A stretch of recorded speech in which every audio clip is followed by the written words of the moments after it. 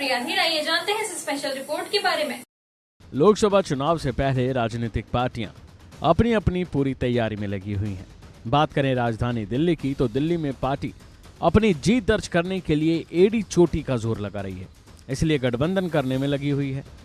यहाँ एक तरफ कांग्रेस और आप ने गठबंधन कर लिया है, तो वहीं दूसरी ओर बीजेपी भी इसको ध्यान में रखते हुए अपने उम्मीदवारों पर बड़ी सोच समझकर दांव खेल रही है, जिसमें से कुछ सीटों पर उम्मीदवार बदल भी सकते हैं।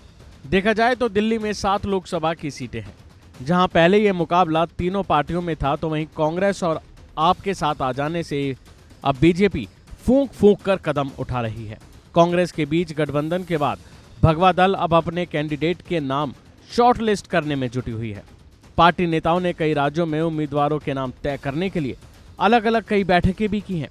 पार्टी उम्मीदवारों की पहली लिस्ट के लिए नामों को अंतिम रूप देने के लिए बीजेपी की सेंट्रल इलेक्शन कमेटी की बैठक गुरुवार को हो सकती है। बैठक में करीब 28 लोगों के नामों पर भी विचार किया जाएगा। सूत्रों ने बताया है कि पार्टी के वरिष्ठ नेताओं की बैठक आज भी होनी है। दिल्ली के एक वरिष्ठ नेता ने बताया कि राज्य नेतृत्व केंद्रीय चुनाव समिति को फीडबैक देगी। इस बैठक का नेतृत्व खुद पीएम मोदी ही करेंगे। पार्टी सूत्रों ने यह भी बताया है कि माना जा रहा है कि पीएम मोदी के नेतृत्व वाली बैठक में दिल्ली की ज्यादातर सीटों पर नामों का चयन हो सकता है। खबरों के मुताबिक दिल्ली यूनिट की तरफ से भेजे गए नामों को खास तवज्जो भी दी जा सकती है। सूत्रों ने बताया है कि दिल्ली बीजेपी चीफ सचदेवा को नई दिल्ली से उतारा जा सकता है, तो वहीं पूर्वी दिल्ली सीट से नए नाम की भी सलाह दी गई है।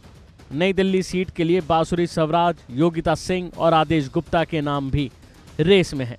इसके अलावा पूर्वी दिल्ली से हर्ष मल्होत्रा और कुलदीप चहल के नाम सामने आ रहे हैं।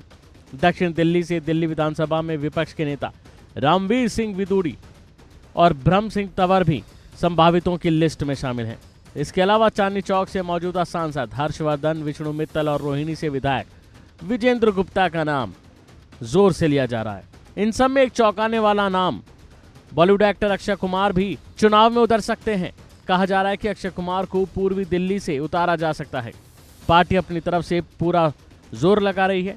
किस सीट पर किस उम्मीदवार पर खेला जाए ये भी फाइनल नहीं है। पार्टी सोच समझकर ही इस पर फैसला लेगी, लेकिन देखना होगा क्या बीजेपी के ये उम्मीदवारों का फॉर्मूला सही बैठेगा या नहीं। बहरहाल ये तो लोकसभा चुनाव होने के बाद ही पता चलेगा कि आखिर किस क्षेत्र में कौन जीत रहा है। इस स्पेशल रिपोर्ट में फिलहाल इतना ही। ऐसी और खबरों के लिए जुड़े रहें न्यूज़ इंडिया से।